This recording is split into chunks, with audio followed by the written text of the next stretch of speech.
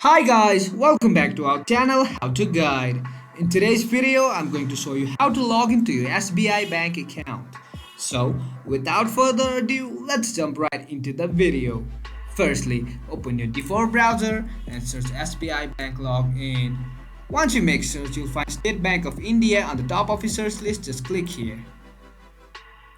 Now, you'll see continue to log in on top right corner of your screen. Just click here. Now, as you can see, you are already redirected to the login portal. You just simply have to enter your credentials, that includes your username and your password. And you also have to enter the captcha given on the screen.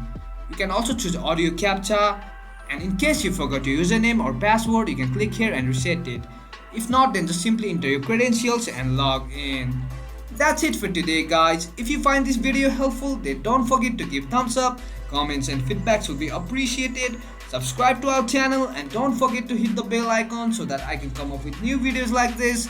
Until then, have a great time and thank you for watching.